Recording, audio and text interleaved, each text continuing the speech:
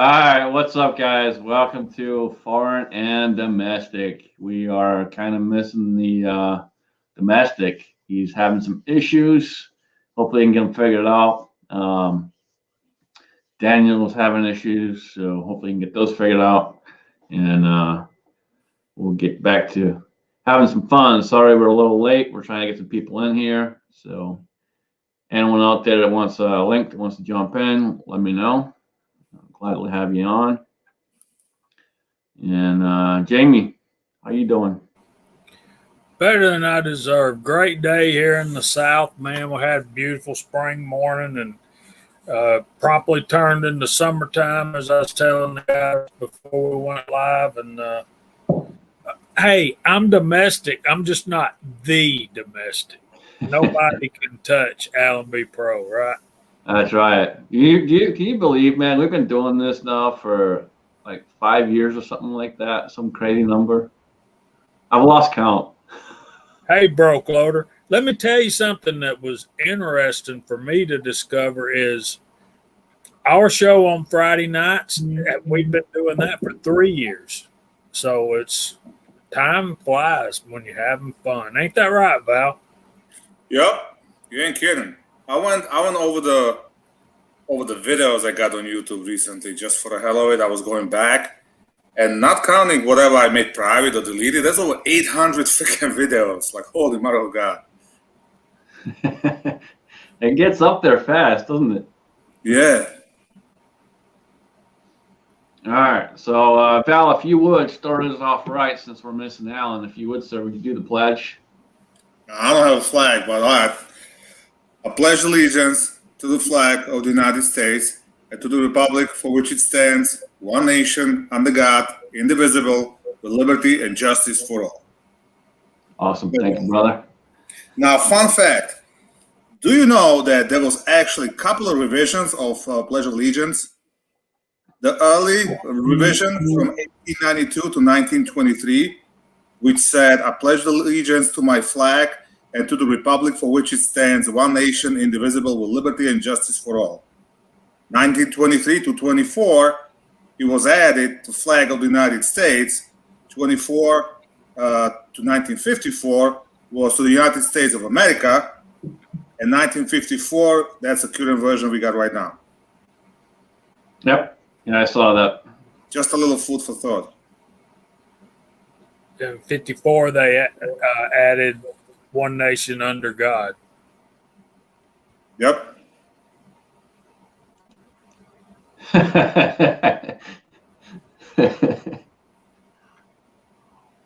Yeah, true.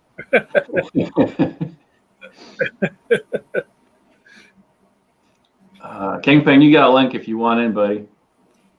There's Uncle John. Anna Lee's asking where the Scottish flag is. Let me say this. I hope Daniel comes back in soon because I put a flag up and there he comes. I got this flag up tonight. Scotsman's got a new flag. Daniel's got a new flag. And we want to say thanks to our military, past, present, and future, on Armed Services Day. Absolutely. Hell yeah. Thank you for all you do, not just for us, but for our country. Absolutely. Oh, there's your little friend, Daniel. Hey, the New York Outcast. My fellow New York. He's gone down. I actually went out today without the hat on. So make sure I got some sun on the top. Oh, yeah. Started working on the tan. I know it's bad light here, but another one's going to bite the dust. Well, hey, thanks for the invite. Hey, Val, it's good to see you, Jamie, and Scotsman. Man, it looked like you had a blast up there at Firearms 101. Yeah, we did, man. It was a good time. We probably went through about 600 rounds or so. And, yeah, man, it was just a CZ day. Beautiful day. Yeah, he not only got down with the sickness, he is like a major carrier of the sickness now.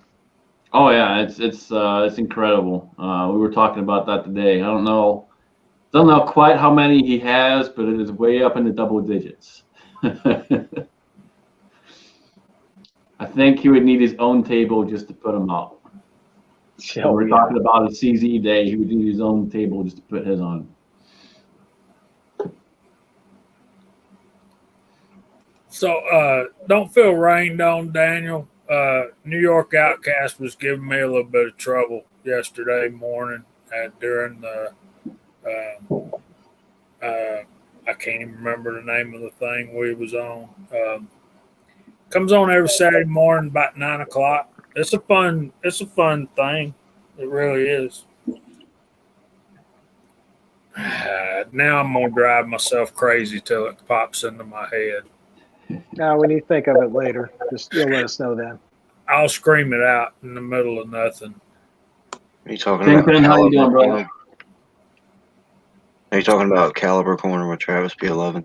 Yes, I am. Yeah, New York Outcast was picking on me a little bit, but that's okay.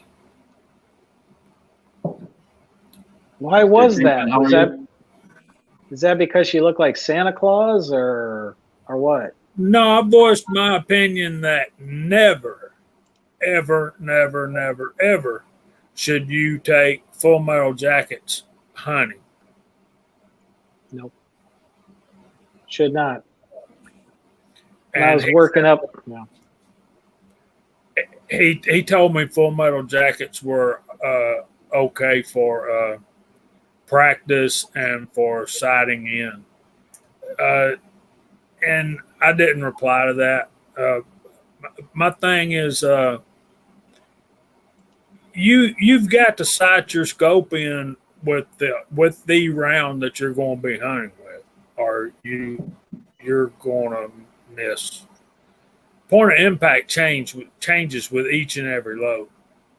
All right. So what? You're using Full Metal Jackets to hunt with?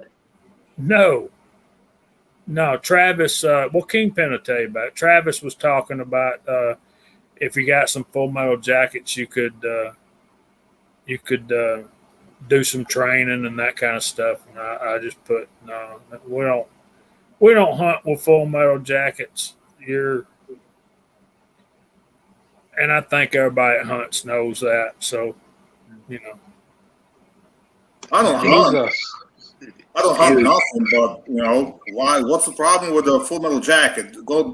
Doesn't military use only full metal jackets? They can't use the thing, right? They use Full Metal Jacket for a reason though. It's designed to maim, so it takes out more than one. So now you incapacitated one, you got another one helping that one. So you're taking out multiple with one round. Instead of the hollow point is going to do a lot of damage and take them out completely and not. I thought there's like a treaty or something that you can't use hollow points. That's why they used it. Yeah, it's called the Geneva Convention. There you go. Yeah. Yeah, that's why all your military that abide by the Geneva Convention use Full Metal Jackets. If you're using it for hunting or home defense, don't use Full Metal Jacket. So when I was working up the Finn, a guy brought his girlfriend in to buy a new gun because he said the 9mm didn't work. I mean, she had a home invasion and she used her 9mm, but she's shooting Full Metal Jackets. She got a 45, but she also got a couple boxes of 9mm hollow points. It's all about the wound canal. I'm pretty sure 9mm works just fine. You put a couple of them in the head, and it don't matter if it's hollow point or. Yeah, but you're talking headshots. But I mean, as far as the body shot and wanting to put in and stopping power, you got to use hollow points, soft points, or hollow points. Yeah. Go ahead, Kingpin. You got cut off. You was going to explain this. Yeah, Travis is, I guess, I wouldn't say he's a experienced hunter, but he's not a novice either. The point that he was making, coming in from a ammo shortage and an ammo conservation point of view, availability and stuff, because the conversation was he was talking about certain ammos some people can't find when they're hunting ammo because it's all bought up. So if you still need to sight in your rifle, you could use the full metal jacket to take a few plugs to get a pretty good idea of where your scope is. He wasn't saying, you can exactly count on the full metal jacket and the hollow point, the hunting rifle or hunting round and the target round performing the same. And he wasn't saying use that target rounds for hunting. He was just saying if you're in a ammo shortage and you still want to go to the range and sight your new rifle in, you could get a pretty good baseline with regular full metal jacket. It should get you on paper. That's basically what he was getting at. Makes sense, and you can break, if you got a new gun, you can break the barrel in with the full metal jackets also. And that's what he was also just got a 308, a Ruger Ranch 308. So he's actually going through that. It's brand new. So that's why the conversation hadn't went that way. And New York Outcast, if that wasn't you, man, I'm sorry. And we've already established, just in the few minutes we've already been on, that my memory is nothing anymore. So, yeah. Y'all got to remember, Jamie's been around for quite some time. And I've been to sleep since yesterday morning, so it's a reset. Yeah, Jamie used to hunt with the flintlock, so. Sling, he's had his time, that's for sure. a slingshot and 5 smooth stones. There you go. Hey, don't pick on Daniel, muzzleloaders.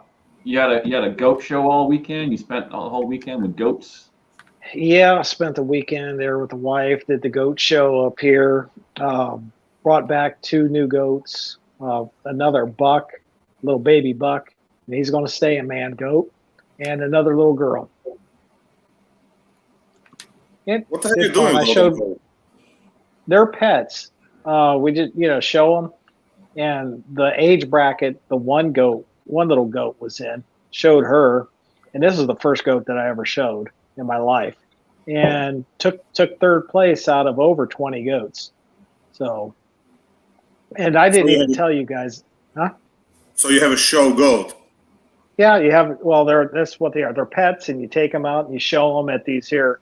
These are actually sanctioned. There's United States Pygmy Goat Association, and the goats go for big money. There was a couple of guys from Kuwait that were there, and they were talking to a lot of the breeders and stuff because they want to get 30 or 40 of them because that's starting to be a big thing out there in Kuwait now. People want to have these pets instead of eating them. That's like pygmy goats. The pygmy goats they're going nuts. They're paying buku dollars for them. My wife's been wanting one of them for years. I guess I'm going to have to break down and buy her one. But I'm glad that we're getting to be on at the same time, Daniel.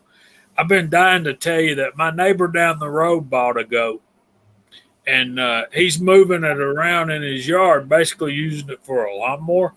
And when I walk my dogs in the evening, that little goat just goes crazy, and my dogs go crazy, and I have to pull my dogs back up the hill. Man, it's the cutest sounding thing, but it's ugly as homemade sin. It's what kind of goat? All so white, Val, this question is probably for you.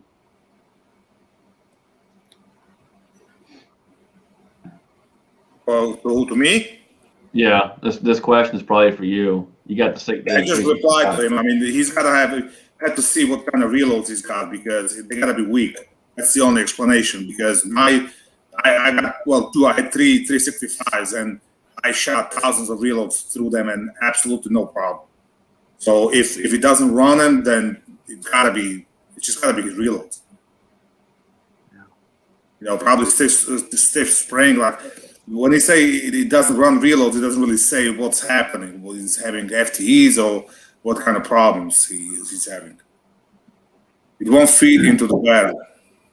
Won't feed. Sounds like it didn't set the ogive in far enough in. Yeah, it sounds like you gotta play with the overall length and stuff. Take your reload and do a plunk test. Basically, you take your barrel and you plunk the bullet in, and it should spin freely. Make sure that happens. And then do a test load like a ladder load for functionality.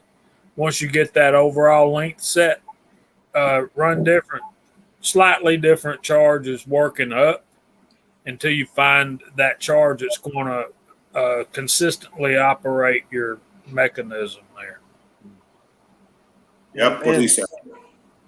Yep, and if they're redoing the reloading, spend the money and get one of those Lee factory crimp dies. It'll get rid of a lot of waste, because a lot of times you're trying to set the length and crimp it at the same time, and it makes that little bulge on the ring on the bottom. Yep. And you'll have a lot of waste on that. Never, never, never do I crimp and seat bullets with the same operation. Yep. Yeah, I stopped doing that. I seated them, and then I used the factory crimp die for the last step, and I'm getting 100% good bullets now. Those are two separate operations, and trying to do both of them at the same time is going to lead you down a bad road. And I'll show you why in a few minutes if you let me find this.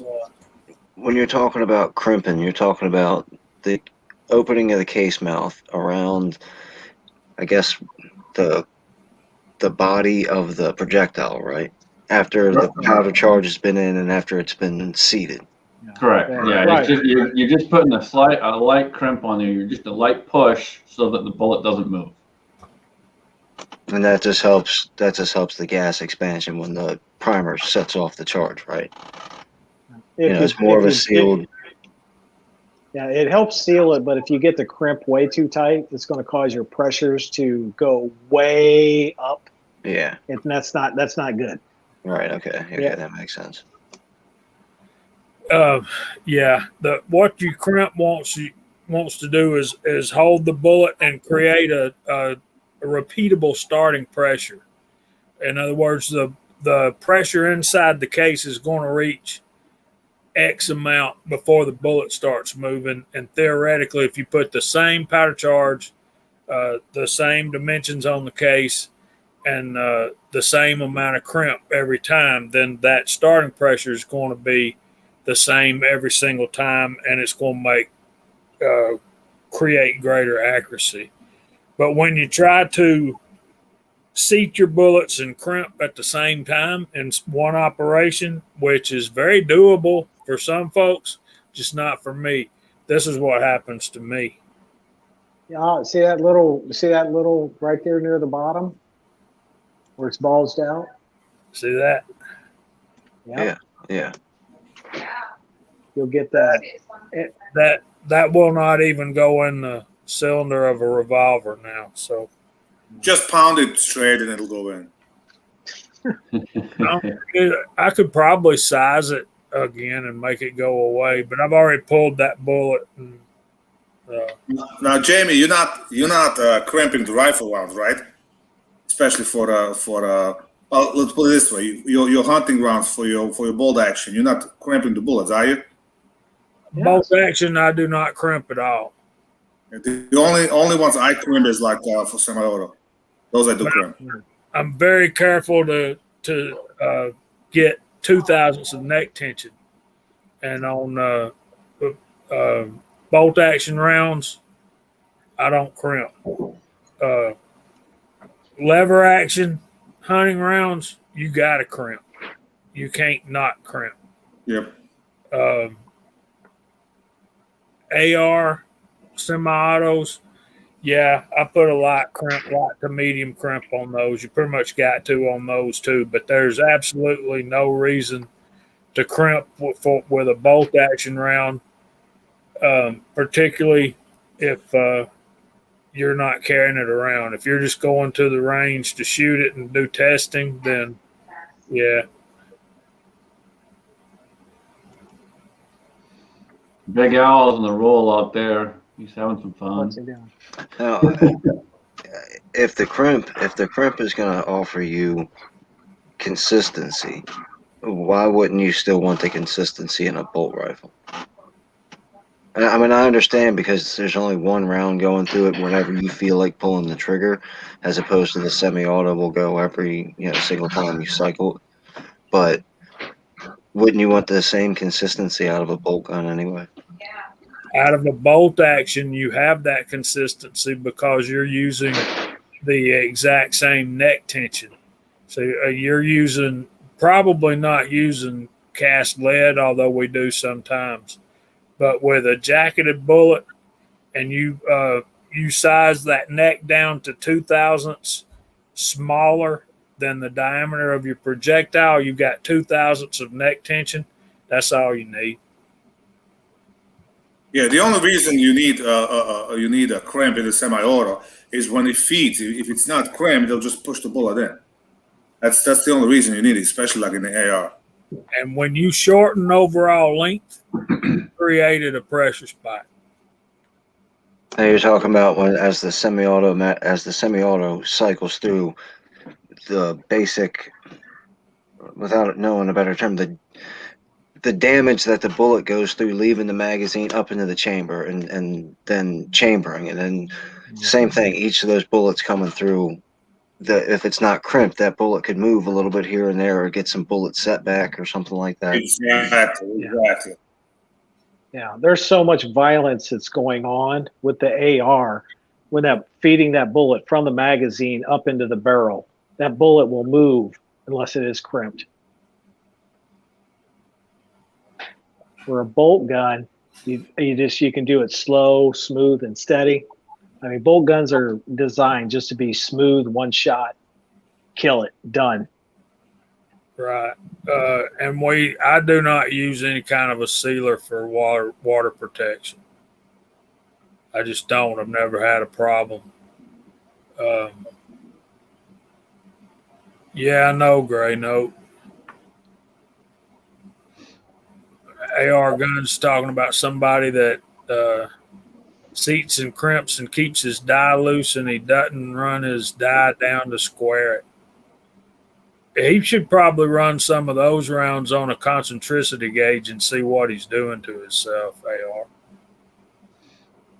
There's a few folks out there that seat and crimp on the same one, and I just see nothing but problems with it. If you measure all your brass and cut your pistol brass to the same length, you can get away with it. But if you're using mixed up brass and you're talking 2 to 3 thousandths difference, and you go one, you're going to end up with a ring, a bulge case, just like Jamie just showed you. And there is absolutely no reason to be trimming pistol brass. You think about the time it takes to do that and the thousands of pieces of brass you go through. And related to what AR said and what you said right there, everybody's got their own process. And I hope that process is what you've tried and what works for you. And at that point in time, if people are criticizing what you're doing, you can just tell them, hey, man, this is what works for me. Mind your own business. If you want to go blow your face off, who might have stopped you? Right. Yeah, because I bought the sizing die in a neck expander from NOE, where I'm setting with my 9mm and my 300 blackout. And that way I've got the neck tension there, and then I got the Lee dies for crimping at the final step. And so I'm getting better accuracy and more consistent pressures because I'll take it out and shoot it with the chrono. And going down there once I added those 2 steps, or changed one step and added another step. So Timmy's got a good question out there. Scale of 1 to 10 on how much of a pain in the ass it is to start reloading. Jamie, I'll let you start with that one. 7. Depending on which rounds you're learning with too. My recommendation is just start saving up your stuff. Always save your brass, unless you got a range monger that comes and steals it before it stops smoking and rolling. Then you might want to beat them with a pistol or something. Anyway, 38 special is my recommendation for everybody that's thinking about reloading. Start with 38 special.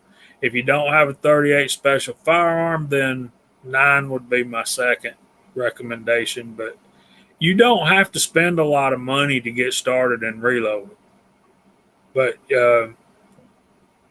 bare essentials, scales, press, dies, books, calipers. And everybody needs a single stage press. I mean, the single stage is a great one to learn on because you're doing a lot of. Oh, you forgot to mention calipers. A good set of calipers. I've got a good set.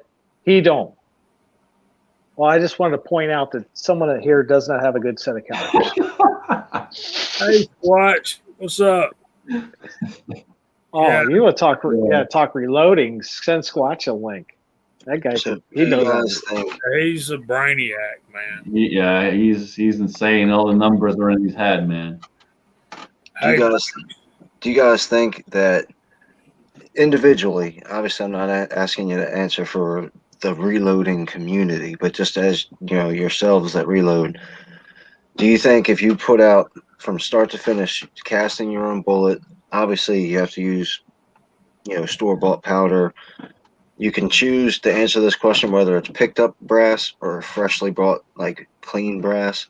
And then obviously there's factory primers. But when you take and make a 20-round box of whatever ammo that you're going to make today, how consistent compared to factory ammunition do you guys think that you get? Like, can you even compare to the consistency of factory ammo? And I understand they make 1 million rounds in a day and you make 20, so I'm not counting that. Well, so generally you're more accurate, you're more consistent with your own because you're not running it on an automated machine. So most of theirs are all automated machines, and you'd think that'd be consistent. To a certain degree it is. But when you're taking your time and you're watching every process you're doing yourself, you generally have a little bit more involved in the process, and so you make more consistent rounds. Yeah, I have to agree. Especially for the rifle for the long distance, you can definitely make better ammo than you can buy. Well, you can set your own case overall length to fit your barrel and to shoot, and you can try different bullets to agree with your rifle's harmonics. Yeah, Foose was the sports shooter ammunition from Gun Channels. He was making the 125 grain, the blue bullets. Did a video about way back, and I got a couple hundred rounds from him, and then I just took some Winchester and some Remington and other stuff, factory stuff that I had bought, and I'd opened boxes up and sat them next to each other, and I found in the 200 or 300 rounds of Foose's that I looked through, almost all of them were exactly the same size, exactly the same width, exactly the same. I didn't do the weight, but like the length and everything. And then looking in some of the factory boxes, you could see in one box there'd be 3 or 4 of them that are different sized and didn't look exactly the same. Kingpin, let me give you an example of. I'll tell you the story of why I started reloading. I found some 35 Remington rounds, Remington, core lock, 150 grain. Box of 20 cost me $33.93. Okay. Then I took them to the range with my rifle, get ready for deer season. I thought I'd like the 150 because I'd have a little bit more range. 5 of the first 10 I tried to shoot did not go off. Can I do better than that? That don't take much, brother. That don't take much at all. So, yeah, what we put out in our guns is probably higher quality, definitely more consistent than what you're buying at the store. You'd say the same thing for projectiles as well. Buying a bag of projectiles, you'll find more variations than if you made a bag at your house, or even live on foreign and domestic. I won't go that far. Copper jacketed manufacturing bullets are always going to be more consistent than cast lead that we make at our house. And would you say that's because of the material that you use, or is it because of the equipment that they have? A combination of both. You see, a jacketed bullet is swaged. It's got a lead core that's swaged into a formed piece of copper on a machine with the exact same amount of pressure every single time. Me pouring molten lead into a mold is never going to reach that kind of consistency. And most people that are loading for long range shooting and for hunting, they're buying store-bought bullets. I'll use some lead with mine because I've been loading 35 Remington long enough that I've got a great load and a great bullet that I know that I have faith in. But most people, especially long-range shooters, they're not going to use cast lead bullets. That's a thing where you got to go buy your bullets. But that's talking rifle. Come to pistol rounds or pistol caliber, even rifles. I would say that the cast bullets will be just as good, maybe even more accurate than a regular jacketed bullet.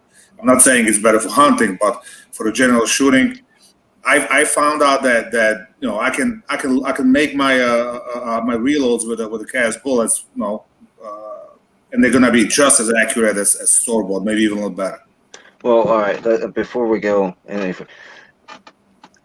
the quick for dummies breakdown. Every time I turn my mic off, my phone goes off. So I'm sorry about that, y'all. How big of a disparity? How big is the gap between a rifle round and a pistol round? Because I hear a lot of people talk, like Bella just said, that pistol rounds you can grab some dirt off the ground, mold it into a thing, and use it as a pistol round. Where like hunters, like Jamie, like fine-tune hunters, always talk about like, you got to have the best of the best when you're going to shoot at an animal. So is the disparity between rifle round and pistol round just a projectile that big of a difference? To where Yes. Bald can say he'll make a pistol round out of anything, and Jamie says I'm only going to have the best. Well, and Val's correct. Let me say that before I get to this. I think rifle. I'm a rifle shooter. I was brought up hunting with rifles. That's what I think about. Pistols to me are secondary. One of the things you got to think about, Kingpin, is the distance that you're depending on these rounds to be accurate in. When we're shooting, like Val shooting at a match, what's the longest distance you shoot pistol at a match, Val? Most longest distances they put up at 25 yards, and that's rare. Usually you're anywhere from 5 to 10 yards most of the time. Whereas I've killed deer at 186 yards. So yeah, there's a big difference there with what you're looking to accomplish with what you're loading. And that determines really your whole process, doesn't it, guys? Don't you think? What's the intention of that round is going to determine how you go about loading it. Yeah, and Insight said it earlier too. You're loading for that specific firearm. You're taking that ammunition you're putting together, and you're doing it specific for that firearm. So you're gonna have the consistency. You're gonna have the accuracy because you're dialing it in for that particular firearm. Even the rifle ammunition, if you're loading, let's say for the 3-gun, okay, usually you don't have a long shot. So you have a stage that's less than 100 yards. I'm going to use a cheap 55 grain ammo that I mass produce. It's not super accurate. It'll probably print 2 inches at 100 yards, but I don't really care because it's a hose down stage. But if you go to a stage where you're shooting beyond 100 yards, or you got 200 yard targets, something like that, then you're gonna switch to better ammo. And that ammo I don't generally just mass produce. That I take my time and you put more precision into it, because now 2-inch, you need something that's really sub MOA, because now you're going to 200-300 yards, and all that inaccuracy at 100 yards is gonna just multiply at 200-300 yards, and all of a sudden you can't hit crap. See, when I reload for hunting, it's like I'm reloading the 45-70. I'll buy Hortney bullets for reloading, and that way the actual bullet itself, not the whole cartridge, but just the bullet. I use that because I can get the most accurate and repeatable performance from the bullet and the gun. At 100 yards, I can shoot 5 bullets, and it's all making one hole with the reloads that I make. I can't get that with the factory ammo. Nope. That leads me to the next question, because I can go over and grab my 223 or my 5.56 or my 308, and I got 20 different boxes of stuff, and one of them's got a picture of a bear on it, one of them's got a picture of a deer on it, and they all say this is the best for this and this is the best for this. Is that a bunch of hooey, or do these factory? When I go to get a 1,700-pound elk, do I just grab the box that has the picture of the elk on it and they know what they're talking about, or is that just advertising? Well, that's all marketing, but you're gonna have to dial it in for that gun and figure out what your gun likes. So you're gonna have to buy probably 3 or 4 different kinds, maybe more, to find out what your gun's gonna shoot the best. You can have 2 same guns, and they're gonna like different ammo. There can be 2 exactly same guns, and one of them, like for example, my Ruger Precision doesn't like 147 grains, but it loads 142. 142 is dead nuts, and everybody swears by 147s on YouTube. So it's just you have to dial it up to your gun. So it's really, whatever's on the box. It's marketing. There's some truth to it as well, but it boils down to what kind of gun it's shot at, how long the barrel, what are the conditions, because obviously you're going to shoot something different in Alaska, something different in Florida, because you got temperature differences, altitudes, and all that crap that plays. Once you start shooting past a couple 100 yards, everything comes into play. Okay, well, I'm going to argue on the other side. The makers of the bullet, when they say this one's for deer, that bullet is made for the body of a deer to perform on a deer-sized target with the bone density of a deer. So the bullet is going to be a little bit lighter than a bullet you'd use on an elk or a bear. And the bullet on a deer is going to expand faster and easier than a bullet used on an elk or a bear. The bullet that's used on a bear or elk is going to be harder, and it's going to be designed to stay together more and not come apart as much, because it's got to go through big bones and go through a big chest cavity. And a bear, the fur on it and the fat, you're going to have to go through about 10 inches of fur and fat before you even hit the meat, and that's before it hits the bone. So you reload your gun and then you shoot it for what you're going to be going after. So you use one load in your gun to go after a deer, and then do a completely different load, and you'll have to re-sight it in when you go after an elk or bear. So one thing a lot of novice shooters don't understand, every single load, like let's say I'm buying Winchester 150 grain 308s. And I bought some Federal 150 grain 308s. And I go sight my scope in with the Winchesters, and then Trader Joe's.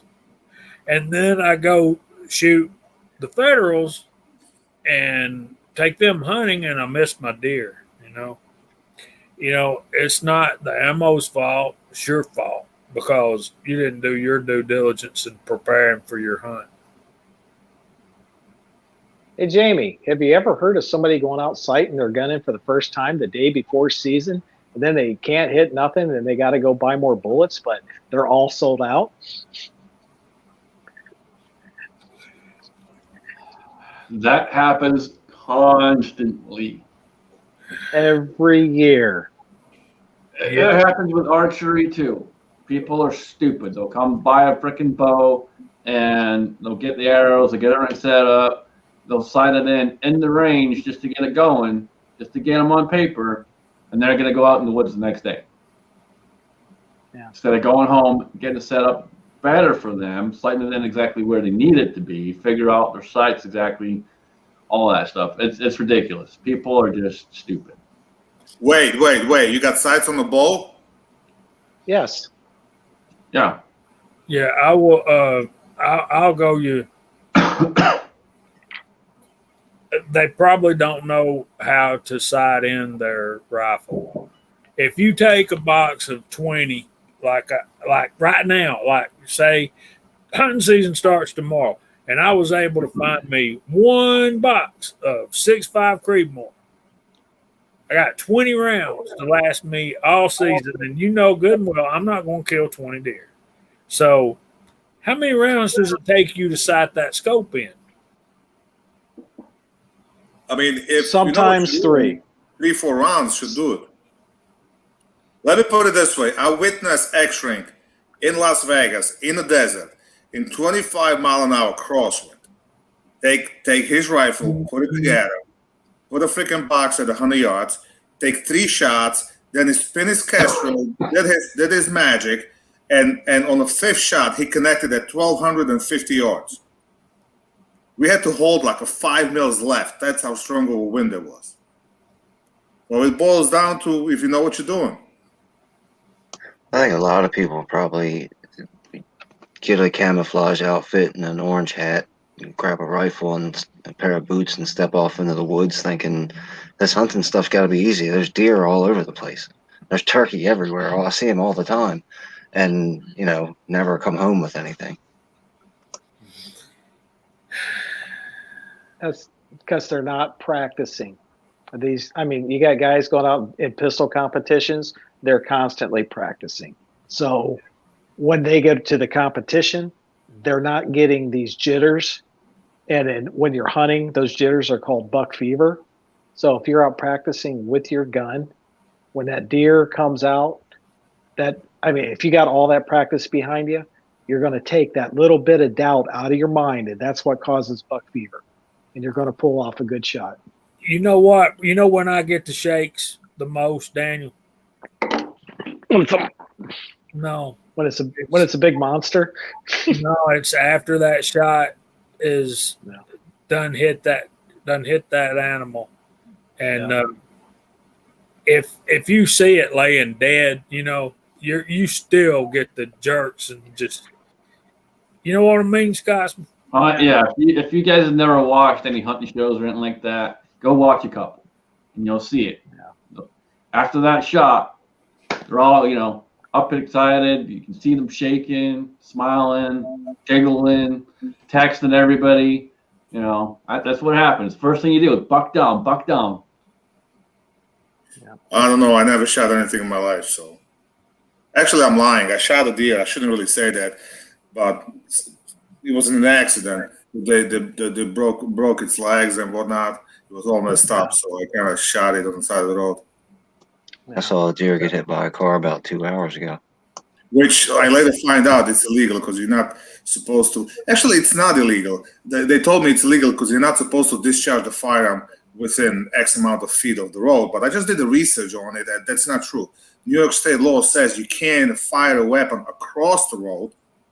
It doesn't say anything about how far you got to be from the road. It just says you have to be at least 500 feet from a dwelling, and unless it's your own dwelling, and I think 1,000 feet from the school. One of I call it my secret range, is along a set of train tracks, and I called every law enforcement agency around here and just confirmed with them that I could shoot back there, and they told me the same thing. They said you can't shoot down the tracks, like you can't aim down the tracks, and you can't shoot across the tracks, no matter what. If the track curves in 100 yards and your bullet goes across it, and we catch you, you're going to jail. But they said you could stand 10 feet away from the tracks, because as long as you don't aim at the tracks, damage them in any way, or shoot across them or down them, then you're all good. And when it comes to a wounded deer that are alongside the road or something after they've been hit by a car, tire iron. Been there, done that. Knife. A knife. Well, I've seen deer throw 250-pound men 20 feet through the air and their back was broken, but they still had their front legs and their neck muscles. It just reared up and threw them. If it's got antlers, it will kill you. I hit a deer a couple years ago, leaving a job. I was maybe doing 10 or 15 miles an hour, and I'm looking at this deer. And I said, "You're going to run out in front of my car." And it was looking at me going, "Yeah, I'm going to. As soon as you get a little closer." And I'm just putting along, and as soon as I got there, it just ran right into the side of my truck and laid on the street for a minute. It was pretty big. It had horns and everything. And I got out and looked at it. And maybe about 5 feet away from it, it hopped up and took off running. Thankfully, it went away from me. And I just remembered right then and there, that's why you don't get out and look at a deer, because if that thing would have stomped me into the ground. Now, what Jamie said about a knife, I have killed quite a few deer, finished them off with a knife. I've cut. But they didn't have antlers. Right, they didn't have antlers. I ain't that crazy. Scotsman, can you back up and find Insight's last comment? And in the compound with Clyde, I do that same thing, but then I go to the range and shoot it. For hunting, you also need to know cold bore accuracy. So when you're doing a load development, what to really test that in a hunting situation, and I bet hardly any of us actually do this.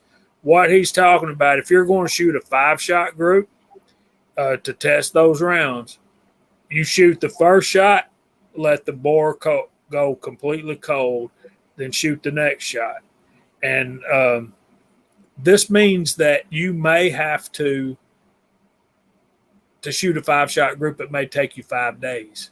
Yep. You know, and don't do it in the summertime, because that's not an accurate representation of what you're going to be faced with in the woods and come deer season. And another thing, we're talking about practice. You need to practice with what you're going to wear when you're deer hunting, and July and August is not the time to do that here in the South. Now, okay, I get it. Barrels get hot, they get cold, they expand, they shrink.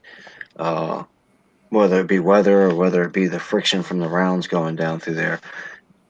Does the size of the projectile change with real hot, real cold, stuff like that? The same way that a barrel, you have to take in consideration that. Okay, Everything will change. If your barrel is cold, you take it out of the safe, throw it in the car, and go to the range, and you put the first round through it, and then you put 20 more rounds through it. By the time you bust out that 20th round, your barrel is no longer the same size and shape. So do rounds change? And if it's 100 degrees outside and you're setting up, your barrel is going to absorb a bunch of heat before you pull the first round off. If it's 7 degrees outside, your barrel is going to be a certain size before you pull the first round off. What about the ammunition? Does that fluctuate throughout, the extreme weather, or does that stay pretty consistent the whole time? Can I say that? In my mind, all these different metals expand and contract in different temperatures at different rates. And that's why you need to do the testing. And it's not going to make that big of a difference. Where it's going to make a difference is when you're hunting, say, elk in the cold, and you're prepared to take a 400 to 500 yard shot. Then it's going to make a difference. But down here where I live, where I'm hunting deer with a 35 Remington or a 30-06, it ain't going to make that big a difference. But in my mind, and I could be wrong, I have been before, but steel expands and contracts at a different rate than copper, than lead, than brass. All of these metals are contracting and expanding at different rates. And when I said earlier that I could, I go out there and take my 45-70 and make one hole, well, that's because I know where the first shot hits, and I'll Kentucky windage my hold to put it right where I want it, and then I know my follow-up shots I can hold dead on. But that's a deer gun where I sighted in for 100 yards, and the farthest I've shot is 180 yards. Yeah, I've killed deer at 185 yards, but it was, yeah. Poco Loco is right. Some powders are more result temperature changes, blah blah blah. From what I read, the longest recorded sniper shot, and the guy said that it was like in Afghanistan or whatever, that he let the basically rounds cook off in the sun and get a little extra velocity or whatever. Yeah, I know who you're talking about. That was insane shot, but that wasn't a one shot. He fired a couple of them, missed, but he finally got him. But hey, it counts. But sitting them rounds up on that rock where he did, Yeah, I think it was like he was Canadian or something. Yeah. Yeah, it was well over 2,000 yards. Well, with powder shape. Oh, go ahead, Paul. I was gonna say, good news for me. I probably found another range. So there's actually 20 acres right next to the houses I'm building. Owner's my friend. He said, yes, we can shoot there. I was just trying to research the rules, and all that. I have about 50-foot natural backstop, so that's good. I can drive down to it. I just wanted to make sure we far enough from the road, because I guarantee first couple of times somebody will call the cops until they get used to it. I want to make sure we don't get arrested, but I can probably bring my trailer that I loaded with all the steel targets and bring it down there and make myself a nice range, at least for the time being, because I'm actually trying to buy the piece of land from him and develop it. But at least for the next year, I'll have a nice place to shoot. Cool. And New York Half-Ass Prepper, it's not a done deal yet, so I'm not telling you. So, Gray Note, that's some pretty fancy shooting there, buddy. That's the way to go. See, farthest deer he's killed 569, prairie dog 1,100. If you can shoot a prairie dog at 1,100, a deer at 569 yards is a piece of cake, ain't it? Yeah, that's like the broadside of a barn. Yeah, he definitely lives out west. Yeah. So we got a lot of folks checking out. Rich White's got to go. Somebody else was heading for bed. You must be boring them. No, I think that Idaho. What's up, my brother? Timmy BMN. It sounds to me like he's got to put kids to bed. Big Al's already had to go to bed too. So, JIT, what's up, brother? We got Lever Guns 50 out there. While Scotsman is gone, should I run down the side chat? We hadn't done that yet. We've been on here almost an hour. Sounds like a good plan.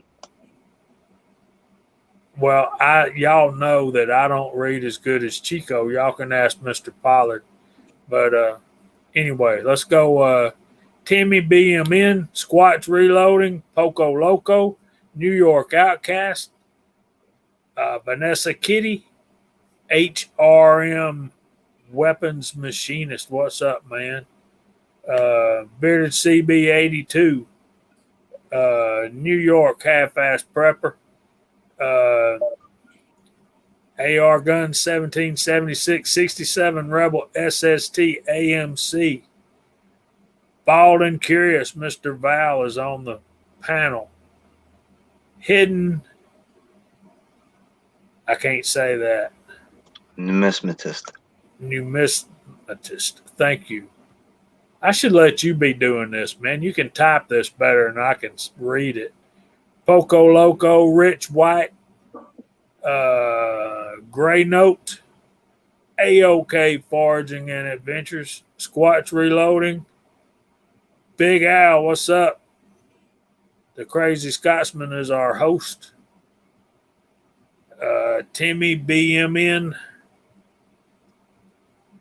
I think I'm repeating now. Insight Freedom, Lakeview Outdoors. What's up, buddy? In the Compound with Clyde. I love that handle, man. Insight Freedom, Armament and Axes, Lever Guns 50. What's up, my brother? And I'm stuck. Here we go. Repeating some more.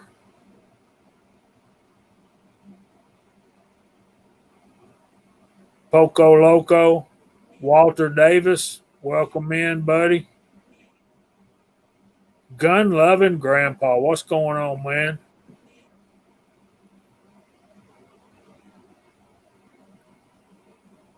Gray Note, NEPA Gun Talk, what's going on, man?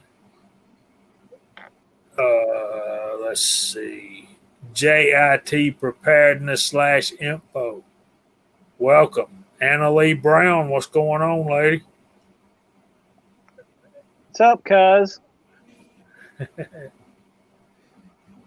Yeah, our families come from the same little town down there in Kentucky where everyone's related. The Gun Snob, yo. New York Outcast again. Keith Gregory and Gray Note. So I hope I didn't miss anybody. Hope I didn't mess that up too bad. You did fine, brother. So why is everybody getting along tonight? No, we've all been nice and no one's insulted anybody yet. Fuck you. Fight me. I mean, the people come to expect, a little bit of smack talking. There ain't been no smack talking. You guys are boring me. That Vietnamese guy Mario's not here, so he's not. There you here. go. There you go. And there's Uncle John too. So yeah, man, we got him coming in here. I'm showing we got 39 people watching. So glad everybody came out to come out to join us tonight.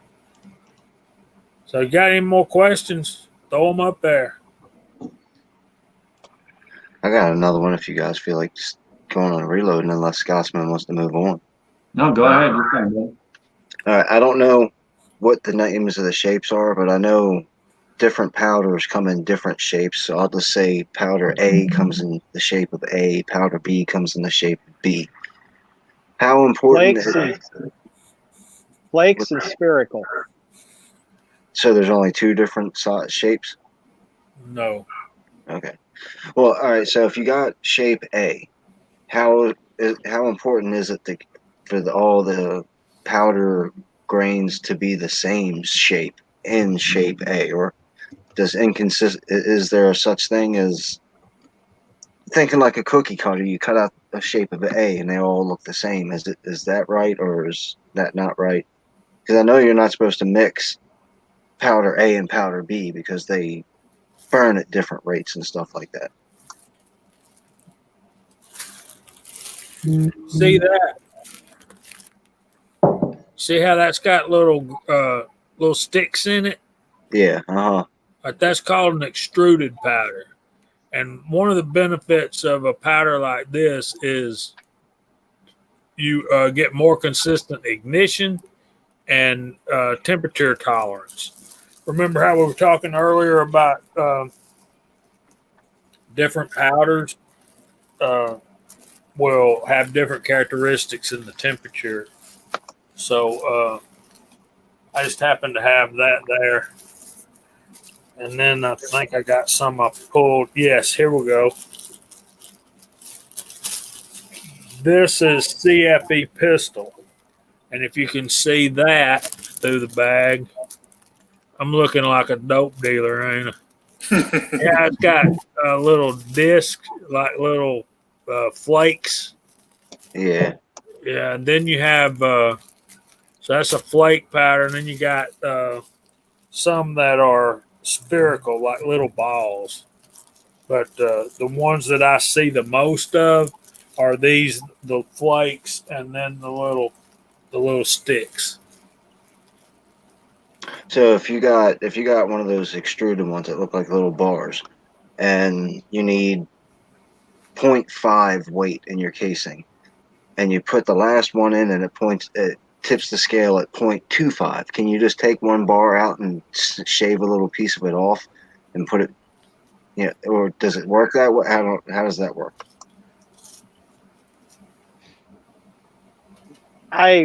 No.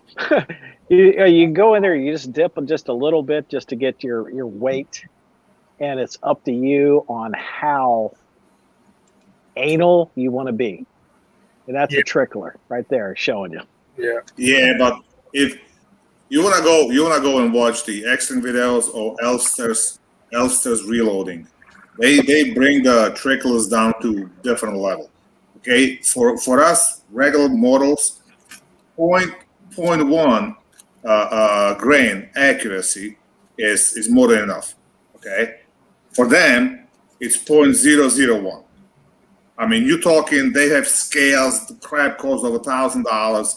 You can't even breathe next to it because it defects it, and I'm talking like a lab CSI kind of crap. And once you start shooting like long distance, and I'm talking 2,000 and beyond, and you really need a consistency. That's where this comes in. For us, puny mortals, a regular 0.1 accuracy is more than we need. Yeah, you can get that. If you're going to be shooting out just say max 300 yards, you can use a bar scale and you can get that accuracy.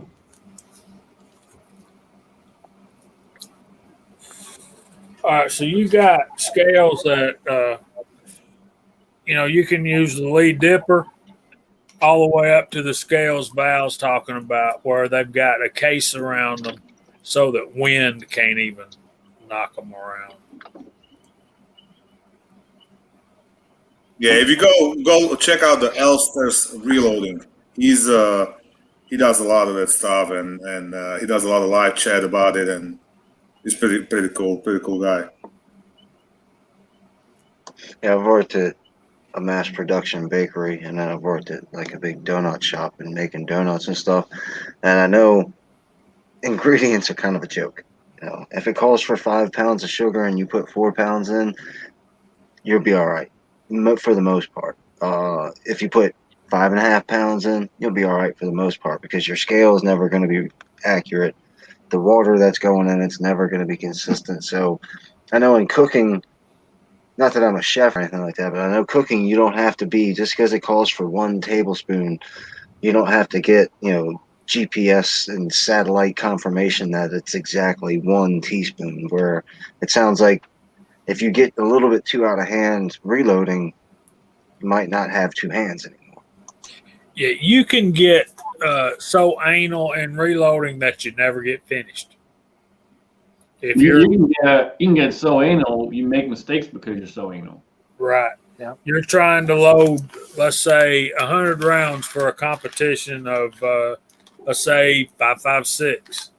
Yeah, you can spend so much time getting that 0.05 whatever. You miss the match because you're still sitting there weighing out powder. So.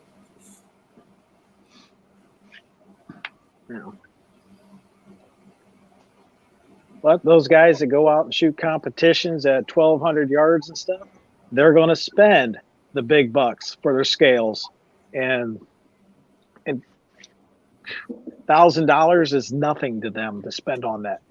Oh yeah, absolutely. You shooting that range, the equipment that you got, $1,000 that you spend on those scales is dropping a bucket. Yeah, because they're spending $5,000 probably or better on a rifle. Well, accuracy international is about 7,000. If you can close, probably another 5 or 6. Stupid Atlas bipods freaking $1,000. So it shit just keeps adding up. It adds up fast. I mean, just the chassis alone sometimes can be $2-3 grand. All right, that's about a hooey, right? Hey, come on. Tell me that, just like Travis will use it. He got the Ruger Ranch 308. and he paid, I don't know, what's that, like a $400 gun or something? I don't even know what prices are. We'll just say it's a $400 or $500 gun. You're telling me that a $3,000 gun is that much better than the Ruger Ranch? At Yes. 1,200 yards, yes. You can Yeah. take a Ruger range, stretch it to 700-800 yards, fairly easy. Let's say it's in a 6-yard Creedmoor. But when you get to the longer distances, and now the thing is, it's not that you can't hit 1,200 yards with that Ruger, but you're gonna hit, let's say 1 out of 5, or let's say 1 out of 3. Okay, with the other one, you're gonna hit 3 out of 3, and that's where it comes in. The consistency and modularity and just so much more. The follow-up shots and like, well, you buy $400, $500 Ruger Hunter, whatever the hell it is. That's what that gun is built for. It's built for hunting. So it's something, let's say 300-400 yards at the most. Realistically, you're not really gonna take a shot at a freaking elk at 1,200 yards, because that's kind of unethical, if you ask me. So obviously not counting Skies and High Points, like cheap guns that we would talk about. But you say on average, I know hashtag not all, but on average, the more expensive gun, the better gun you're actually getting. Would you say that's a safe thing to say? Yeah. As long as it's not a Kimber. 90% of the guns will be more accurate than 90% of the over shooters anyway. But you're taking out the expensive for no reason, like dipped in gold. I'm talking about like a quality regular person. Well, here's the thing. So most of your more expensive guns have a lot more hands-on in the process instead of all machines. So when you put hand fitting into things instead of all done through machines and where cheaper quality lies, you're gonna have better accuracy. Absolutely. You're gonna have better. Yeah, you're going to have better triggers. You're going to have better sights. I mean, everything on the more expensive gun is upgraded, except your mag. Why do manufacturers that make great guns send the gun out the door to sell to you with the crappiest mag there is? So they can sell you another one. Yep. So you have to go buy the aftermarket stuff. They have deals with these other companies, man. So you have to go buy the aftermarket, spend more money. I don't doubt that a bit. And it doesn't matter what manufacturer. I've run into it with every single pistol I've had. The mags that came with the gun are crap. Well, see, I've always had the mag. I used to have the holster question, and then a bunch of you guys on the chats have made sense of why Smith & Wesson doesn't make a holster for every gun that it makes, because certain people, that's a really touchy situation for people with the holsters and how you carry and all that. But I don't understand how come Ruger doesn't just have factories and factories full of mags? So when you buy their $300 gun or you buy their $900 gun, you can get a $10 or $15 mag. They make their factory mags so expensive, and like you said, half the time they're crappy. It just, I don't understand the business angle that these gun companies go on with their mag. Again, it's like, what do you want?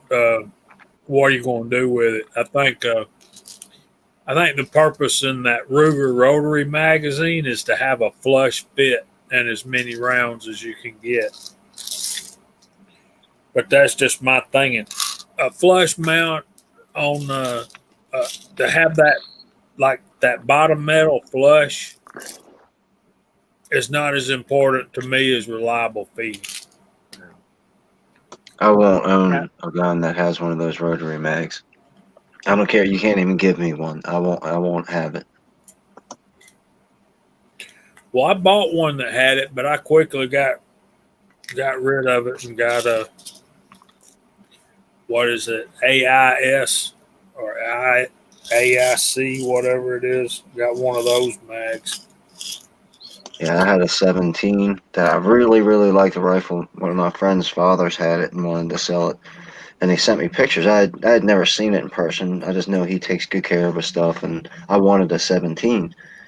And So I bought it, went over there, picked it up, got it home, took it apart, and it had a rotary mag. I didn't get one round through the thing, not one. And I sold it a week later. And then I had what's it, the 1022? Is that the Ruger?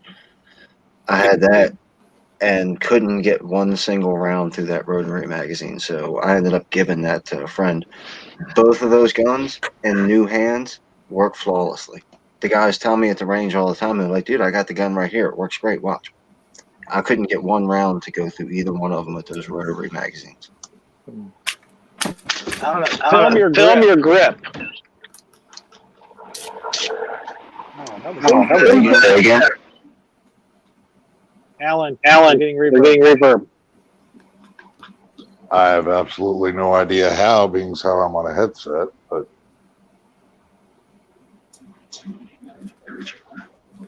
Let's see how I know. Man, why didn't y'all tell me my voice sounds like that? Man, you sound like, the well, I graduated in 80s, so the early 70s and the 80s, you sound like a guy I used to hang out with. And that's back when I did dope. Solid. You sound real relaxed. I had no sense being stressed out, man. No, not at all. And I probably sound weird myself. I have gone straight up old school in order to do this. I'm literally on an old phone with a mic'd headset. For some oddball reason, StreamYard will not recognize any of my microphones, any of my cameras, nothing. I've been on live chat with StreamYard Tech for an hour. I have no idea what's going on. They don't either. The reverb is because if you've got the chat on, if you're actually watching the chat, you got to mute that. No, I'm only in StreamYard. I've got no chat on anywhere. No, StreamYard has a lot of issues with reverb. Doesn't matter what system you're on.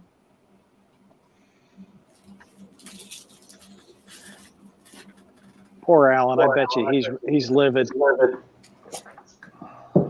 Squatch is on timber pretty hard right there. I'm telling you what.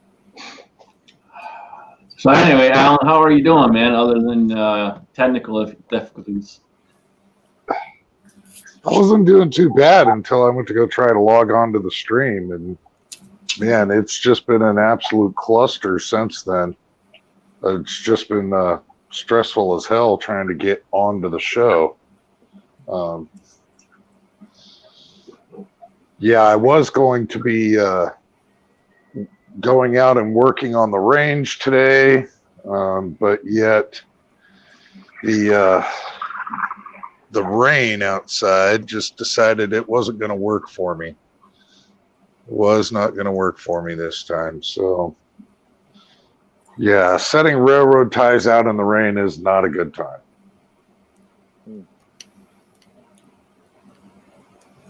You going to put any dirt up in front of the railroad ties?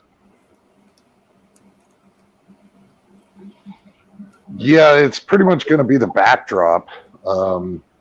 I've got the mountainside that I've cut into, and using that essentially as the retaining wall and backdrop.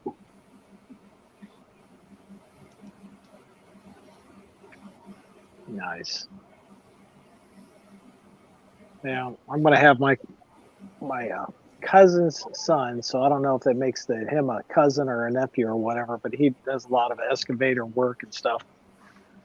But now the company's doing 6 days a week, and I don't think he wants to run an excavator on his own only day off.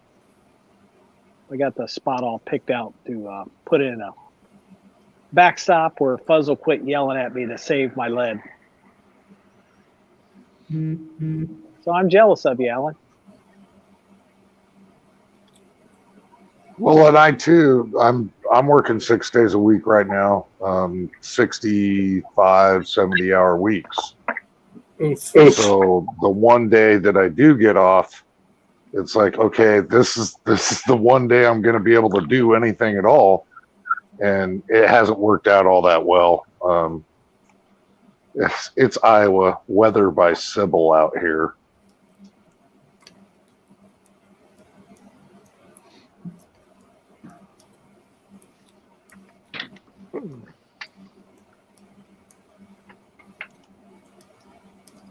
So you got any reloading done this week at all or anything? I have actually. I have gotten like 400 rounds of 9 put into the boxes, all on the single stage. Just taking my sweet time with that. Pushing out a 127 grain Barnes into those. Still running tight group in the 9s. You can hunt a long time and not find a better powder for 9mm than tight group. I still haven't tried tight group yet. I don't know why. You shot it. You shot my bullets. So. Yep. It's cheap and easy, man. Kind of like my girlfriend in college, you know. Oh, you went to college? I only went to the parties.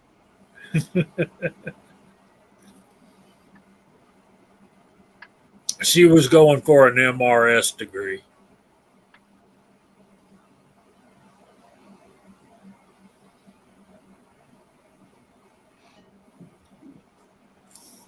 Oh boy. You guys must be scaring all my deer off. I ain't seen none here yet tonight.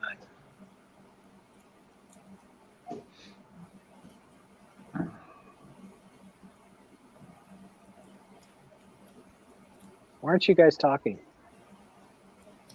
So I take it Allen found powder. I meant primers.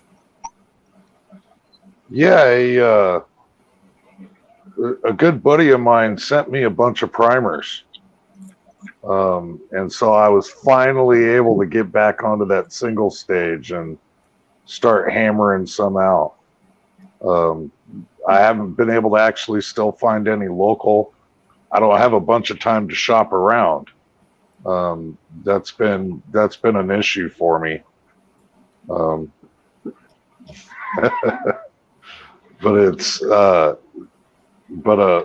Being how a good friend of mine sent me a big grit, it's helped out a lot. It really has. Yeah, I was getting kind of bugging there for a while because I had 0 primers and not wanting to shoot what I had, and it's therapy cranking on that handle, and I was about to lose my ever-loving mind. Well, it's not just that. You got to get to the range too. You got to get your therapy out there as well, man. Not just your practice, your therapy. Armament and axis for me, tight group was better accuracy, but CFE pistol gave me better velocity.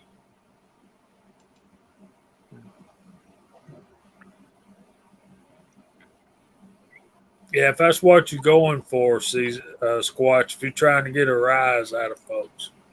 Yeah. I must have missed the comment or something back earlier. He said 90s Kimbers were top shelf, but the newer ones are nothing more than pretty high points. He's not wrong. He's right. Not wrong. Here's the thing. So back in the day, Kimber actually did them by hand. They were all hand fitted. They were all, they put the time and the effort and the money into it. That's why you paid the price. Now, these days, you pay the price, but you don't get all the quality. Yeah. Well, kind of like Smith & Wesson revolvers, too. They're very similar. Yep. Hey, I heard a rumor, something about CZ bought another company. Yep. Has anybody else heard anything about that? You mean since Colt? Oh, yeah, that's right. They bought Colt. Bought Dan Wesson. They bought Colt. And CZ, all under the CZ, you're talking that's definitely a good umbrella of quality. Yep.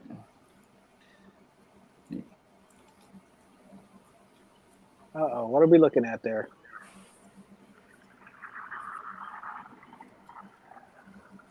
You can talk, Alan. Unmute yourself, Alan.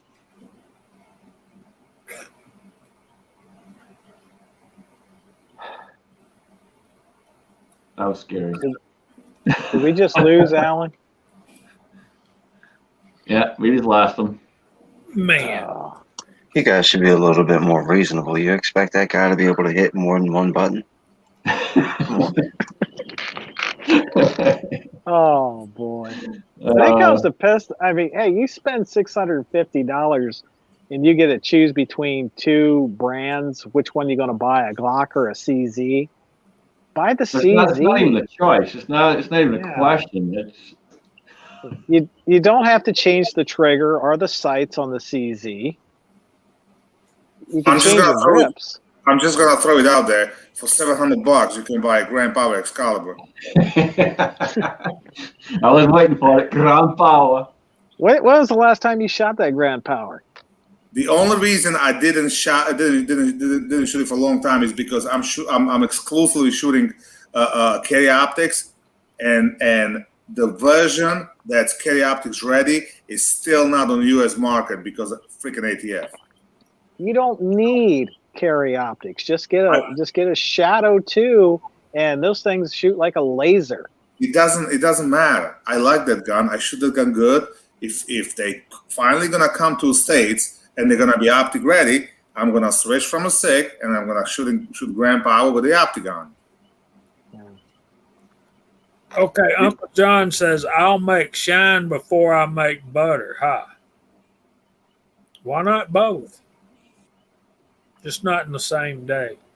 Poco Loco says I hate Glock. I'd buy the Glock. Are you that much against CZ? Oh, he hasn't shot a CZ then. Well, if you buy a Colt right now, is it Colt or is it CZ? It's a Colt.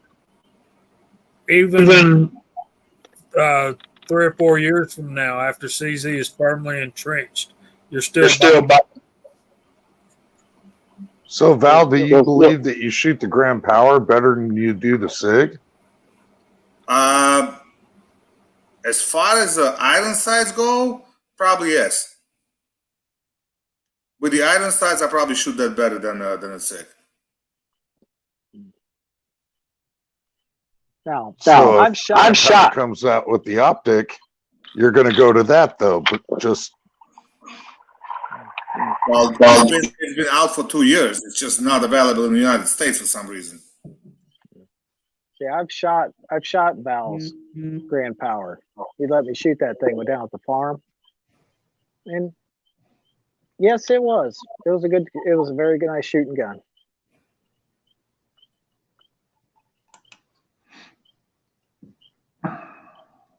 I mean, I'm gonna stand behind it, hands down.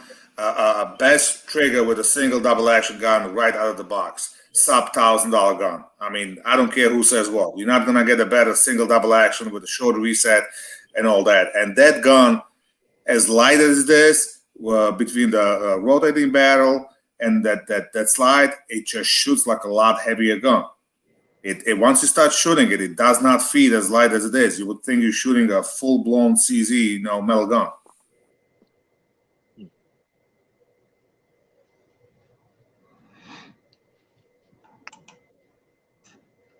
It's just for some reason they're a small company. They just don't have a presence on the market. I mean, they came in on the beginning, and they're not putting enough money into marketing and all that.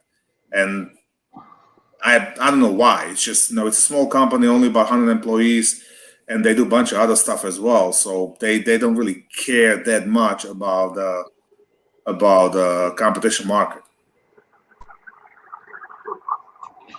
So, being how I wasn't able to catch the first half of the show, did you guys talk at all about the plans that were revealed from Glock about the carbine? a Glock carbine coming? No, we did not. I haven't seen anything. I seen a couple No. of pictures leaked out on Facebook or someplace, but that was about it. Yeah, they're going to contract it out to a little company down the road from me here to make them. It's called High Point. That was funny. They'd probably be better off. And it's Yeah, probably, I mean, it's probably true. Yeah, the quality's going to go up. Probably wouldn't be a bad idea. I mean, all jokes aside, if High Point's been making the carbine forever and everybody in the world knows about the High Point carbine, Glock should go over there and say, hey, let me look at your factory and how you do things. Here's a couple million. What the hell was that? That was Allen. I don't know what. Ouch. I think Skynet just freaking attacked. He put the Poco logo at the same time. Yeah, all I did was turn my mic on. Yeah, put your earbuds on. I have them on. Take Wait a him minute. out. Wait a minute. It's not reverbing. Oh, yes it is. Oh, yes it is.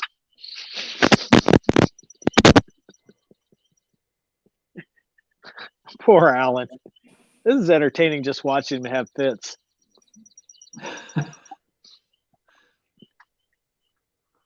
Alan's so entertaining with this here. I'm not even going to mention why somebody out there in this chat has keyholing issues. I don't have keyholing issues. I showed that to you on the last fucking video, you fucking old prick. You edited that sucker. I'm gonna send you a fucking video from like 7 years ago when I started casting. When did you start casting? Like last week? No, I actually started casting when I was in 8th grade. Yeah, that doesn't count. Casting from crayons doesn't count. No, casting muzzleloader bullets.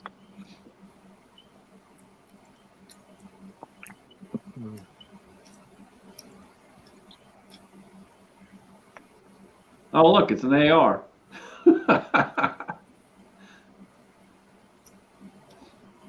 Yeah, no shit. So what is this? That doesn't look like anything special to me. Is this supposed to be the Glock Ar Carbine now? Yeah. I mean, talking about the pistol carabine, it's kind of hard to come up with something new right now. Everything evolves around like freaking HK style, whatever. Everything's a kind of clone of that. But yeah, see, this is why Glock, if they have anybody with a half a brainstem, they will jump on this immediately and make it in 10mm dummies. You don't have to change the world. All you have to do is exactly what you do every day. Just copy the same gun. Every single handgun that's a Glock is exactly the same. All they need to do is just copy the High Point carbine and put the Glock label on it, and they'll be fine. Yep. Oh, Yeah. Got to have that block right there. That's for sure. I tell you, the sweetest pistol caliber carbine that I ever shot was X-Rings JP. I'm still in love with that gun. That wasn't X-Rings. That was KB's. No, that was X-Rings. He bought it from him. Oh, he did? Okay. Yeah. Well, I don't know if he bought Codas, but he was on the phone. He worked it out. He bought it off that Manning and Sons. Oh my gosh. 10 yards out to 120. I didn't even have to change. It had a red dot on it. I didn't have to change my point of aim. And they had those steels that would drop, and there would be another steel behind it. I was doing double taps on the first steel before it dropped all the way to hit the back one. I don't know. I was using somebody else's.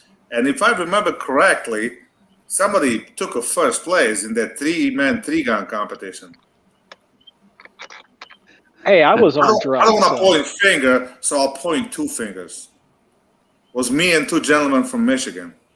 I was on Team Redneck, so we didn't care. We just You were had on fun. a team train wreck, not redneck. I mean, that was Rich and TR. We had a great time. Yeah, well, that's it, no more. We'll have it again once I move to Tennessee. I tell you what, Tennessee looks better and better every day.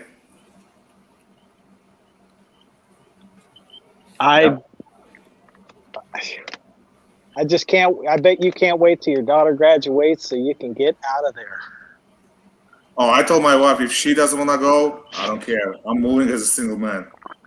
I'm getting the fuck out of this state. It just, I can't wait. I hate this state with a passion. And this is not just because of the guns, because there's many other aspects to life. I mean, guns are one thing, you know, and at the rate this country is going, soon the whole goddamn country is going to have a New York State gun laws if we don't do something about it. But it's just everything else. And even as far as the competition shooting goes, you're like more central. You got so many more options. The area where I'm looking has got a pretty active USPSA scene, a lot closer to all these other states. So it's like, yeah, no. There's only one bad thing about Tennessee. What? It's landlocked. No, Nah, they got rivers and lakes. I was born and raised in Czechoslovakia, right dead smack in the middle of Europe. Landlocked my whole life. I'm fine with that. I do not care about the ocean too much. I do not fish. And there's no goddamn way you're gonna get me on a freaking boat and go fishing 50 miles off the goddamn coast. If I don't see the coast, I'm too far. Unless I'm on a freaking cruise. Yeah, because as long as you or battleship or something like that. So I'm fine with that. As long as you can see land, you feel like, hey, man, if I have to, I can swim that far. Yeah, I mean, you know, as far as I'm concerned, we were not made to fly. We were not made to freaking live in the water. So I'm okay with being landlocked. I'm fine with that. Okay, well, how did you get over here, Val? Very carefully. You don't want to get on a boat. You don't want to fly. I'm trying to figure out how you got here from. Chances are I'll never fly again because I'm not putting a freaking diaper on my face to fly. I'm not putting a diaper on my face to go to the airport. So until they get away with that, and I'm not getting vaccine either. So there's a good chance I'll never go overseas again. So what the hell? You know, that is one good thing. Again, when you're in Tennessee, everything, the whole states, every goddamn state is within driving distance. Yeah. Taxes are lower. Yeah. Yeah. The only thing, and just like Georgia, the only thing I don't like is the humidity. And it's rough. It all depends where you are. So, you know, I can live. I can get behind that. I can live with that. And all the bugs, all the damn bugs. My goodness. When you get out of the shower and the clothes that you're going to put on are wetter than you are, that's a problem. Yeah. Well, let's talk in a couple of months. We heading down to Knoxville to check out the college that I'm fingers crossed my daughter's gonna pick. So we're definitely going over there. I mean, the original plan was they wanted to go to Knoxville to Kansas, and from Kansas to Texas, which is not that big of a deal because it's 12 hours from here to Knoxville, then probably another 10 to 12 to Kansas, and another 10 to 12 to Texas, which is all fine and dandy. But then it's a fucking 2-day drive going back from Texas to New York. That's the fucking problem. Yeah. So I don't know if I want to do that. Yeah. Do like everybody else. Come through Georgia. But if I do go to Texas, I'm definitely freaking going hog hunting from the helicopter. I'm not a big fan of flying, but you know what? The hell with that.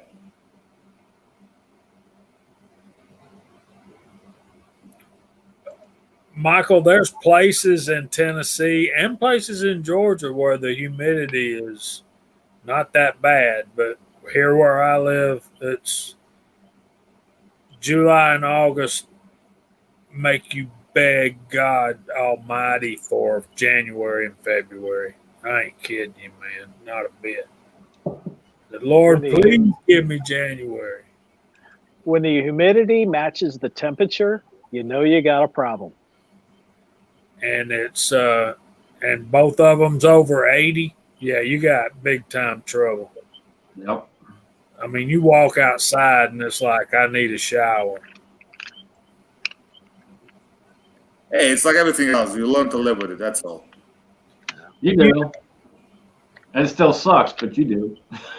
You learn to deal with it. Just like, if we lived in Alaska, we'd deal with no sunlight half the year and all daylight the next half of the year and brutal cold temperatures.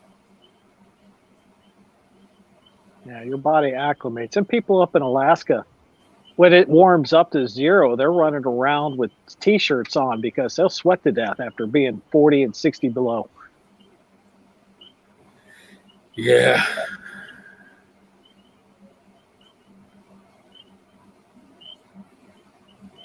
That sounds like a great idea, Miss Kitty.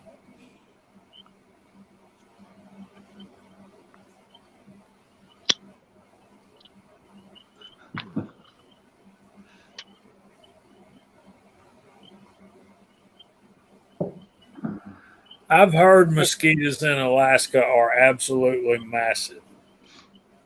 They're like pterodactyls. Yep. So, Alan, you got anything coming up this week? You going to be able to get to the range, hopefully? I certainly hope so. I definitely need some range therapy. I really do. And I'm certainly hoping so. At this point, if I'm ever going to be able to actually get anything recorded that I'd like to record is another thing altogether. Because I've got a number of ideas in the can. I just haven't been able to get out and do any of them with what little life I've been leading. I've been living to work, not working to live. Yeah. This little bill, this itty bitty bill came in from the IRS. And so I've been focusing on getting that taken care of before anything else. Oh, no, that's not good.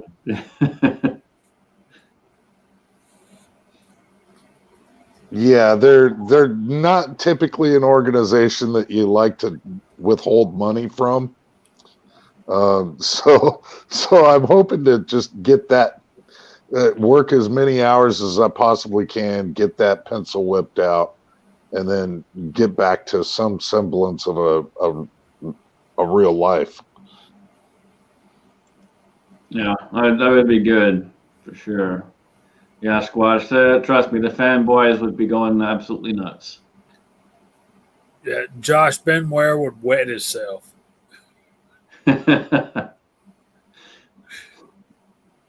Yeah, with those diagrams that they've turned in with the patent ideas, you can't necessarily tell if it looks like a standard AR mag or not.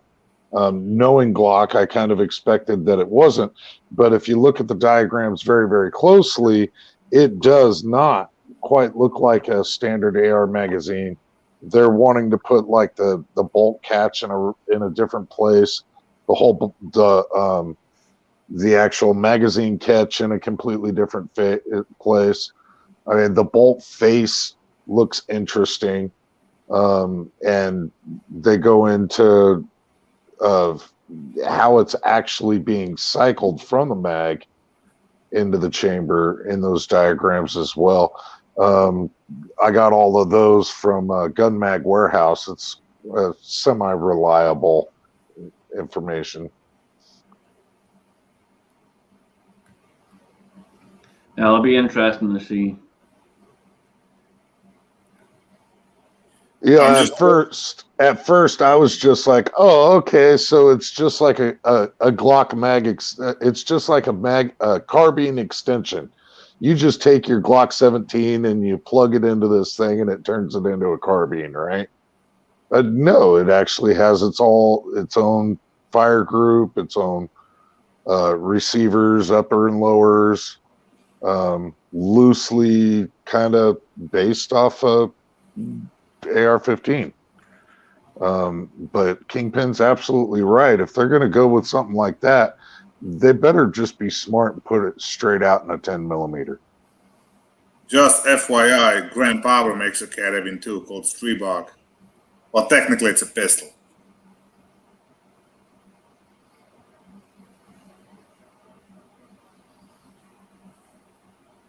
I'm gonna have to look up grind power. Well, and I've seen a number of comparisons of the Stribog next to even being compared to MP5s. And it's a phenomenal design, but still not quite up to the snuff of the MP5 from the reviews that I've seen of them. I guess everything I read is like love it or hate it. There's people that swear by it, people that has had a bad luck. I know there's 3 different versions. Original ones had an issue with a weak 115 grain ammo. It was really meant for a NATO round. So I shot a prototype at the factory back 4 years ago, almost 5. And that one had a fun switch, so that was nice. Yeah, Poco, you're probably right. They're probably going to screw it up big time. It'll be uncomfortable grip. You'll have to change out a million parts. It'll be the usual crap from Glock as usual. Don't matter. All the Glock lovers will just buy it because it's made by Glock. Yep, they will. The fanboys will go out like crazy. Here's an interesting question for you, Alan. Did you see any mention of what a price would be? The price point on that? Not in the slightest. Not at all. This just looks like patent diagrams that they've turned in so far. Okay. Yeah, because I guarantee you it'll be stupid priced as well, knowing Glock. It'll be overpriced big time. And I pretty much guarantee there's gonna be probably at least 5 different variants. Oh yeah, easy. And they'll all be the same thing, just with a slight change. Yeah, they're gonna change the finger grooves, add the finger grooves, remove the finger grooves. Yep. Put a back strap on, take a back strap off. Yep. G-Grise.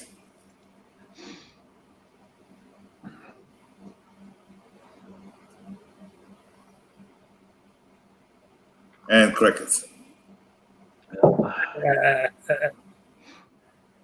I'm speechless.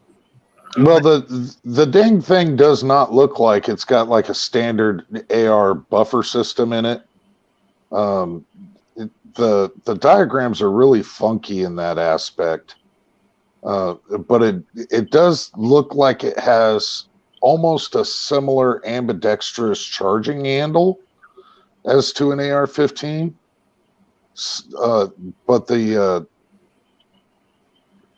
bolt and is almost like a self-side charging looking bolt. It's kind of it doesn't look like an AR-15 style bolt at all, other than the actual breech face. Well, Glock already makes a 940 carabine. It's called a Kel-Tec Sub 2000. It takes the Glock magazines, so it's pretty much a Glock. It's ugly as a Glock. So would you guys consider a Rossi 92 or Winchester 92? Would y'all consider that a pistol caliber carbine? Yeah, absolutely. Well, I Yeah, really if it's a carbine length and it shoots a pistol caliber, that's like my 44 mag Henry. That's a pistol caliber carbine. Is it a carabine or carbine? Carbine. I heard 2 freaking different terms.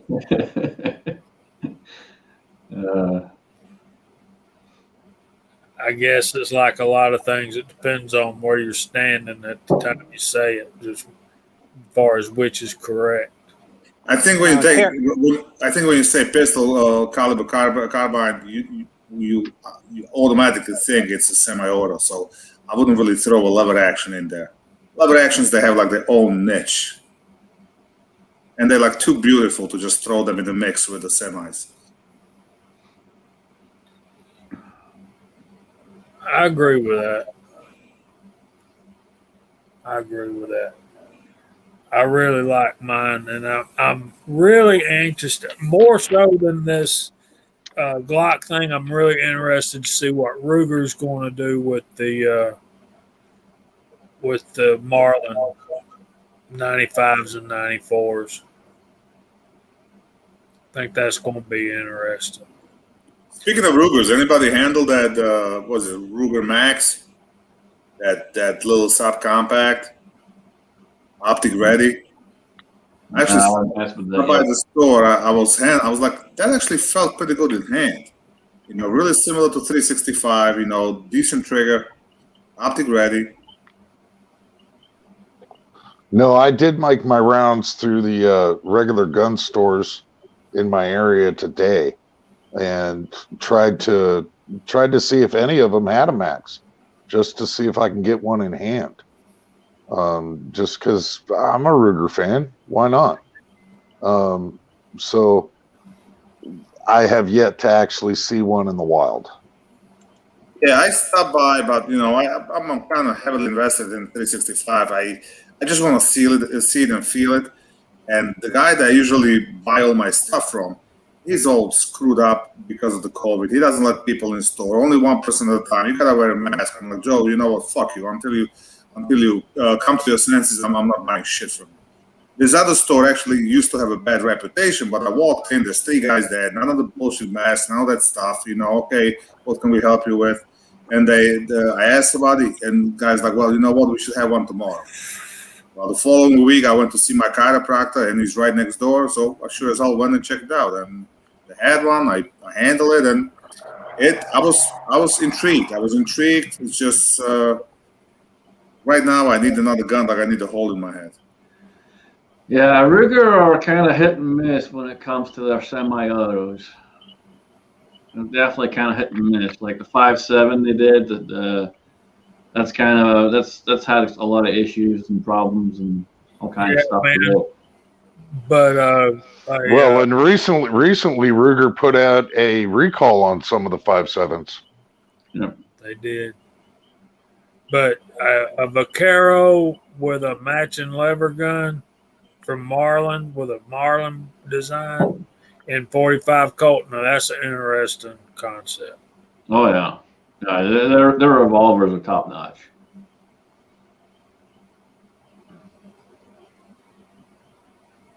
Not as good as Smith, but they never will be. Yeah, but they're also a lot beefier. They are beefier. They can handle a lot more. So no, they don't. Have more. They have to be beefier because they're cast and not forward. Yep. If next lever gun, if I buy it, it'll probably be 45 Colt just to go with my Smith & Wesson Governor. Either that or I'll step it up to 45-7. I'm just waiting to get a hold of an old school Smith & Wesson revolver as soon as I get my hands on it. So are you bringing those down, Scotsman? Oh, my gosh. I shot Scotsmans, and I've taken them through the single and the double action at 60 yards and hit an 8-inch steel. It's sweet. Yep, can't go wrong. Can a Ruger do that? Yeah. It can, but I'll tell you, it ain't gonna feel as good. In the right hands. The guy that shoots for Ruger, what's his name? Tom Olhaso or Dan Olhaso. I shot a couple of times with him in Pennsylvania, and he's a good, well-rounded shooter. He shoots 1911s, Ruger 1911s, and then he also shoots revolvers. And you know he's right there. He's with the top shooters. As a matter of fact, the guy we shot with today, Mike Shatalov. If you look him up, he placed 10th overall at low cap nationals recently. And that guy shot with us 3-4 years ago, and he sucked. And now he's on a super squad. That goes to show you that in a shooting sport, it's all about the work you put in. I mean, if you really want to be top notch, you dry fire, like JJ Racaza said. He dry fires 360 days out of the year. You know, and it's all there. Just keep. I noticed that today. I shot a match today. I didn't shoot as good, and it wasn't my shooting. My shooting, yes, I did have 2 mics, but my shooting was pretty good. It was my movements, my manipulations, and the little stuff. That's where you lose in time. And also, you put in the work, and I watched the guy. He just within a year, he just jumped up, and out of the blue, he went from barely D class, boom, he's an A class. Now he's a grandmaster. Yep, you put the work in, put time in, it'll happen. I'm just too lazy to do that. For me, it's too much of a work. If I start doing that, it's just, you know what, it's not a hobby anymore. But for some people, it becomes a hobby because they push themselves. It's not my goal. It's not my goal to become a next Max Michelle. I do this shit for fun. That's their job, man. If that's all you had to do all day, and that's what you divide. No, it's not. It's not. This guy has a real job. He's not a pro. He has a job, but he's got no kids. His wife shoots as well, so he goes to all these matches, and pretty much his life evolves around USPSA. Well, that's this guy that shoots for Smith & Wesson. He's pretty good, too. You might have heard of him. Which one? Jerry Michalak. Yeah.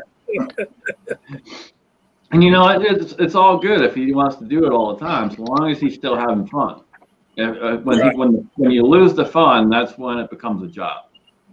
No, my point is the shooting sport's the only sport where the natural talent almost doesn't matter. If you put in enough hard work, you can be on top even without natural talents. I mean, you got the young kid. Well, what the hell is his name? Anyway, he was winning all these competitions lately. He won the low cap as a limited 10 shooter, and he's on like 21, 22 years old. But again, he's been shooting since probably he was 14, 15 years old, and just keep doing it, keep practicing, keep analyzing all your movements, and that's like when we train with JJ Rakaza, like a thought process, like what happened, how he got to where he is, and all the stuff that he does. I mean, pretty much his entire life was nothing but shooting. Yeah, it's the same with anything. You put the time in, devote yourself to it, you'll be good at it. Yep. All right, guys. We're gonna start going through the room here and jump off because I gotta go to work here shortly. So we'll start with Kingpin. Kingpin, got anything coming up, buddy? No, man. Thanks for having me. I'll drop a link to Rich White. He's live right now. So after Scotsman is wrapped up, go over and check out Rich White. Thanks for having me. Good to see everybody. Absolutely, always a pleasure, man. Yep, please go check out Rich White. Daniel. Well, hey, thanks for having me on again. And I finally got a couple deer out here. It's about time.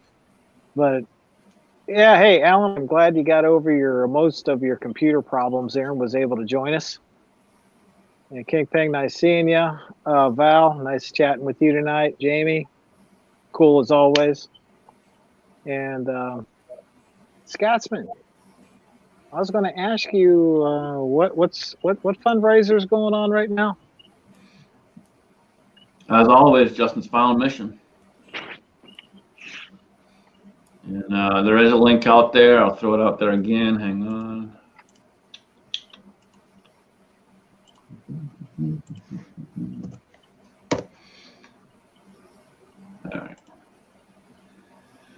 All right. Val, what you got coming up? Not a whole lot. I shot a match today, got a bunch of footage got to put together, so that's probably the only video I'm going to put up. And I'm going to try to figure out my new range this week, and hopefully once that is established, I might be able to do a little more fun stuff than I used to do at my old range. That's about it so far. Thanks for having me, and you guys have a great week. Awesome. Always good to see you, man. Always a pleasure. Jamie. I'm gonna be working on some Hollow Point 357 38 special stuff. Trying to catch them in milk jugs, water jugs, or whatever. So I think that's gonna be pretty fun. I hope I can chase old Chico down and see if he wants to help me. I got some bullets somewhere anyway. I misplaced them, but I got some Chico made for me. I got some Big E sent me their store-bought bullets, And then I got some CW long shot sent me. So it might be pretty fun. But thanks for having me, man. Thanks for sending me the link. You guys on the panel on the side chat, thanks for putting up with me. Check us out on Friday nights at the Georgia Shooting Connection, 8 o'clock. We have a pretty good time. So come on over and join us when you can. Awesome. Good deal, man. Yeah, I look forward to those videos for sure. Good deal. I'm going to try and start working on putting my range together up here. So hopefully we'll have something going there soon. Weather's starting to get better, so I can start putting that together. Couple other videos will be coming up this week. And that's pretty much all I got going on. So I'm going to throw it over to Alan to take us out right. All right. Well, thank you, everybody, for letting me in halfway through the show. I don't know if I will get my technical issues resolved or not. It was a struggle just to get this far. So I may be rolling old school again next week. Maybe so, maybe not. But thank you, everybody, for coming. The side chat's been rolling. I can see that on the main frame here. But yeah, thank you, everybody. Again, Justin's final mission. Just keep it in mind. Keep pitching it out there.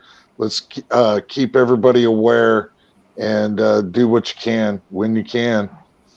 I will hopefully be able to get out and start doing some more work on my range and be able to get out and do some more range therapy shortly. But until then, I want you to keep the magazines loaded and one in the chamber. Thank you very much.